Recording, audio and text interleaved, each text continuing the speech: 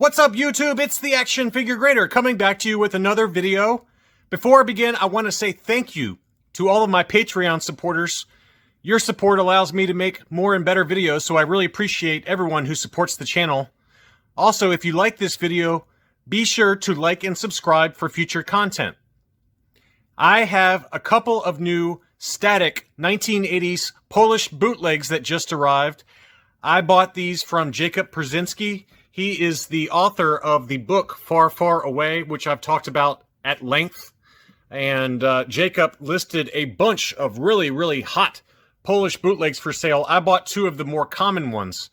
And he listed, I want to say, 15 to 20, maybe more Polish bootlegs. And it was a feeding frenzy in the bootleg group on Facebook. I'm talking like thousands of dollars worth of bootlegs, from Polish Deluxe to everything. It was just unbelievable. And they were gone pretty quick. So I picked up these two because I didn't want to spend too much money. And they just arrived yesterday. So I thought that we would take a closer look at them. I got another Barada and another Han Solo. We'll go through each of them individually, as well as go through some information in the book. One quick note. Jacob announced that he is working on a second edition of the Polish bootleg book. It's going to have more pages, and it's going to have better photos and more photos. He's going to do an updated count for each of the characters that is going to be more accurate. He's done a lot more research, found out some other really interesting information, and he's going to be doing a Kickstarter for it. And I do not have the details yet. He has not announced those. Once he does announce the details for the Kickstarter, I promise that I will do a quick video with a link in that video description for how you can buy it. The price is going to be very good to start out with. That's how he typically operates. So for those of you interested in Polish bootlegs, I would encourage you to get one early. I think he's starting it at $80 shipped to the US for the Kickstarter.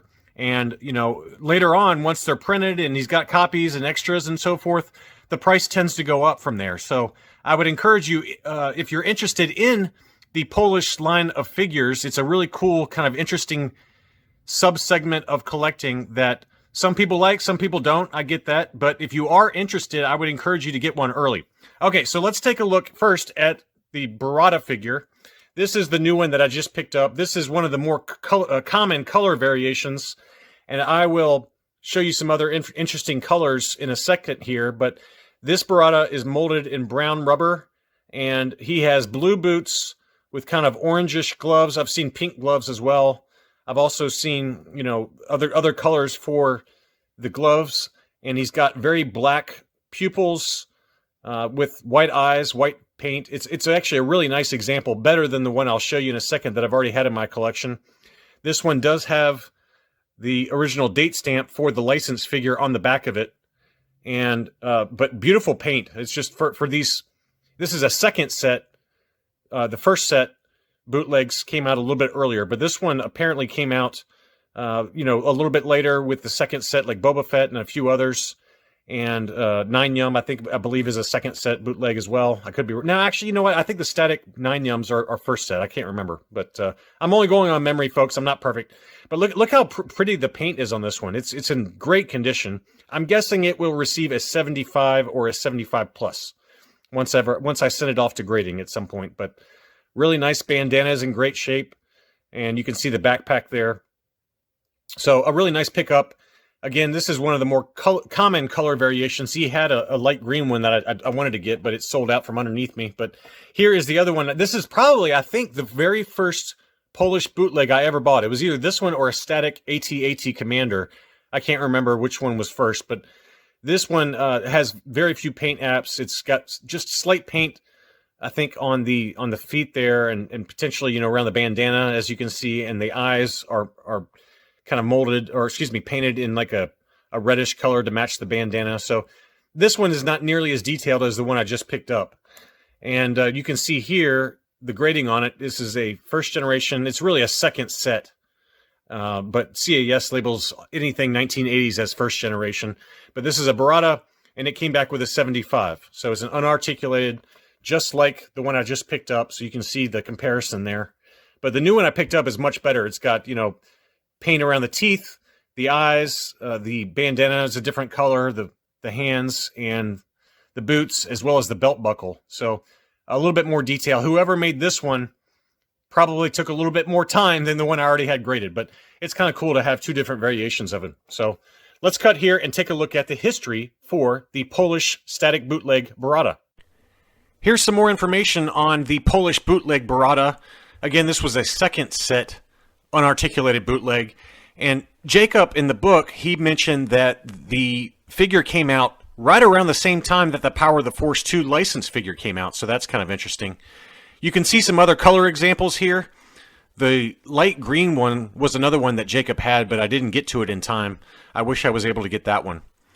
Really cool figures, and Jacob estimates there are about 120 examples known today. Next up, we got this Han Solo.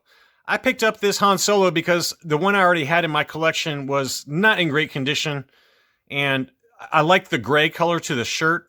It's not one you see very often. I hadn't seen one with the gray shirt ever come up for sale. There are much more rare color combinations for the Han Solo. This is obviously based on the large head license figure, but pretty good shape overall. It's got some minor paint wear, things like that. As you can see on the bottom of the feet, if I can get it to zoom better here, let's see, there we go. This was molded in white rubber and then painted black. So, you know, that which is pretty common for a lot of the Hans. So this one's got brownish hair.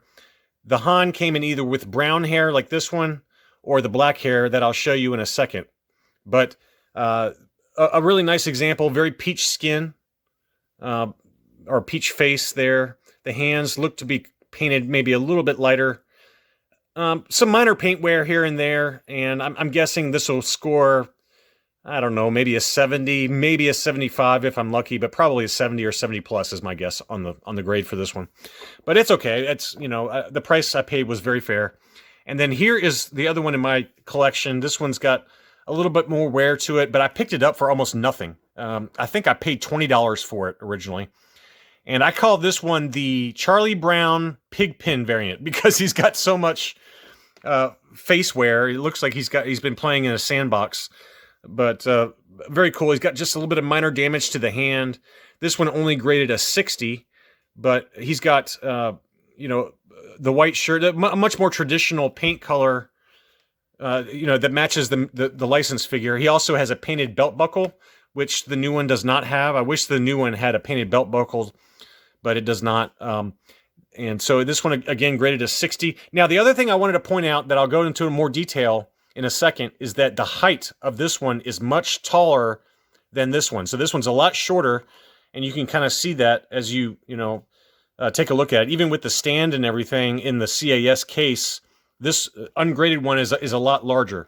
So I'll show you some more detail here very shortly, but the arm color and the arm color is almost translucent. It's just a really cool figure. And again, it's only a 60, but this one will be a nice variation to have with it. So let's take a closer look now at the history for this one. So here are some other examples of this static first set Han Solo. You can see in the top left there my gray example that I just got. But check out the other colors for Han in the book. We've got green, pink, yellow, red, and blue shirts.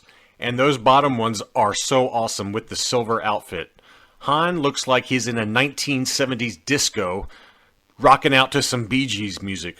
That outfit is awesome. Those go for quite a bit of money, and they very rarely come up for sale. Jacob estimates there are about 90 examples left of this Han Solo figure. And the other important point that I wanted to go back to is the difference in heights.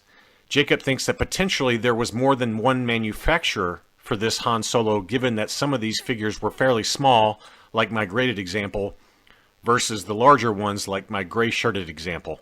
That's all I really had for this video. Again, if you liked it, be sure to like this video and subscribe for future content. I look forward to being back soon, and thank you again for watching.